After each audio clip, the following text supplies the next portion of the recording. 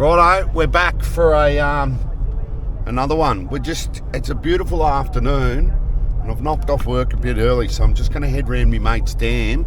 We stocked this dam about 2-3 years ago with brown trout, brook trout, tiger trout, which tigers are a hybrid between the brookie and the brown. We put some albino trout in here too, but it brought the cormorants on, and we've found it quite hard to catch a fish in here. Actually, we haven't ever caught one fish in here, and we've tried everything from maggots, worms, pellets. We've tried everything, like absolutely everything. I've tried fly fishing for them, the whole lot. But anyway, it's a nice afternoon and I managed to get my hand on some mudeyes. And for those of you who don't know what mudeyes are, they're dragonfly larvae. So, and they're an aquatic larvae. They live in the water, so the trout are quite fond of them. And because I've got some this early in the season, I'm going to see if I can turn them on. If we catch one, it'll be the very first fish that we catch out of this dam. So I'm looking forward to it. Hopefully we do. If not, we'll back to the drawing board. But anyway, I'll see how we go.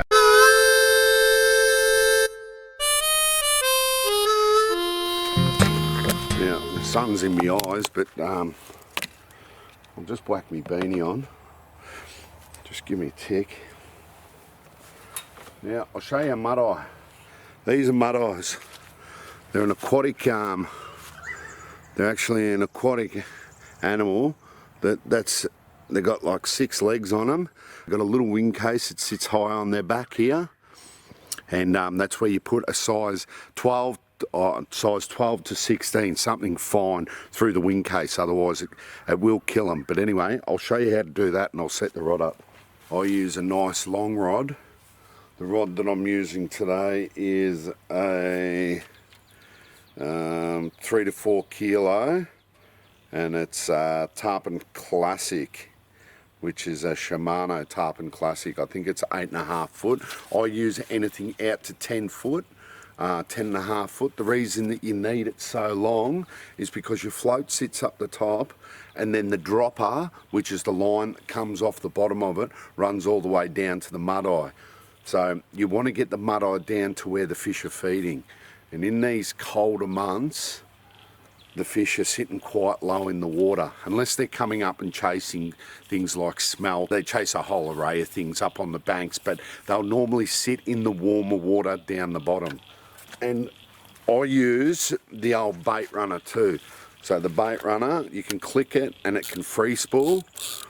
And then when you engage it, the free spool will come off and you can wind the fish in. But I don't normally use the free spool on this. I normally just leave the bail arm open and then just either just tuck it in behind the reel a little bit or put a stone on it. So when the fish does take it, it can take the line without being hindered by the weight of the rod behind it. Now, this is what you call a bubble float.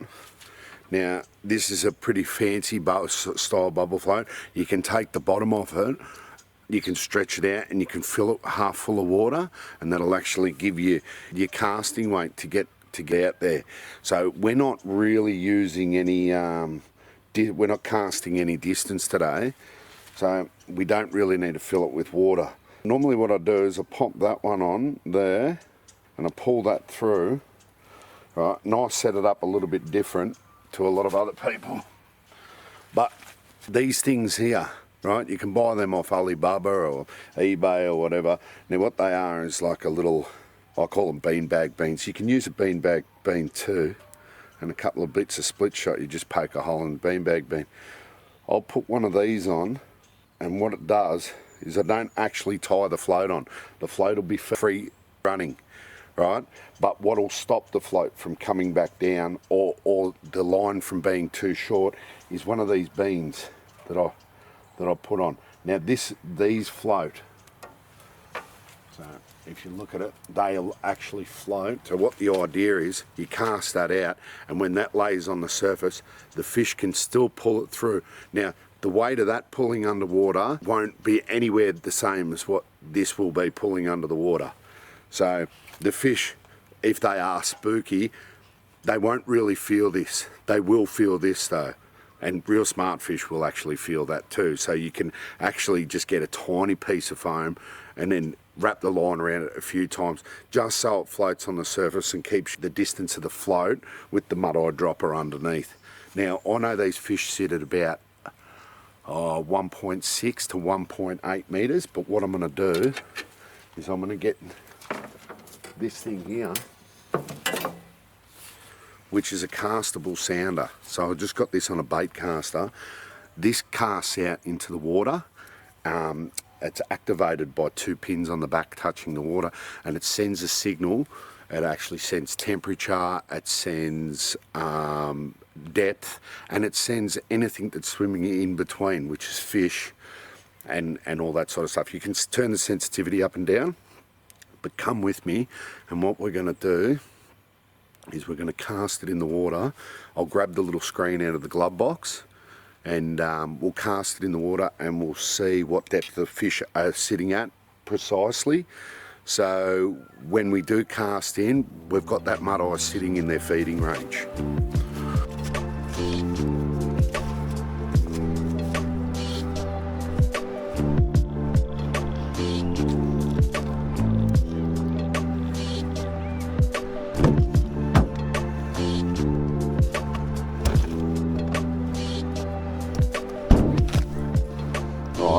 Here's the handheld device. We'll turn this on. And I don't know how well this is going to show up, but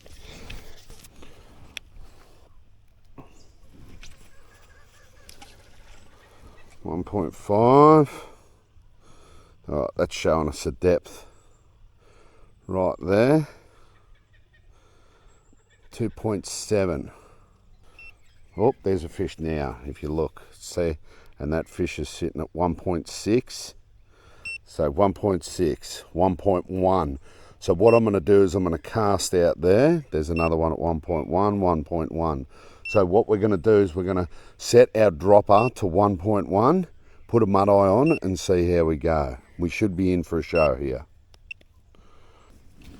I've also got to put something on the fishing line to make it float. Now when you're Mudeye fishing, you've got to put this muslin on the line. Now, not on the bit that goes under the water, but you need your line to float on top of the water. What I normally do is I'll cast this out. I'll give it a fair hoof out, and I'll get the pad out of here. I'll give it a good wax up like this. And then I'll flip my bail back over. I'll put that in my pocket, but you've got to wax the line. So I'll just hold this pad around the line, and I think this has got silicone in it. I'm not sure what it is in this. I'm doing this awkward because I'm trying to film it at the same time. But I just use the rag and run it along that line. Run it along that line, make sure I get that muslin all the way over that line. Yeah, it's like a sort of a wax. Now I hold it there, so I've got a metre hanging out, and I just come up to my first eye, and that should be right. That should be enough just to float it. But we'll have a look at these guys. I'll pick out a Mudeye. Now it's always the dark coloured ones. You do get them in green, right? And the green ones don't normally work that good, hey? For some reason. They'll still catch fish, but if you look, we come around here, we grab him like this. Now he's got a wing case here. We can pinch the wing case like that.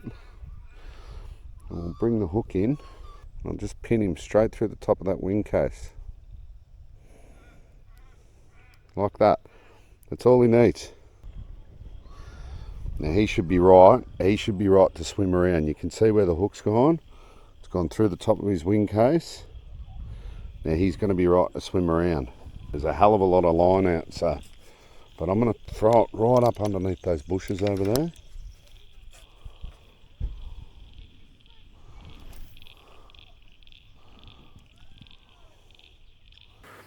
there it is.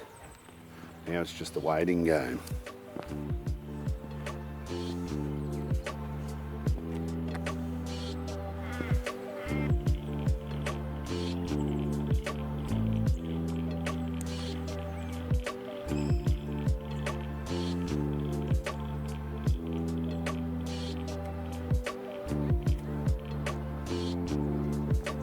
Well, there we go.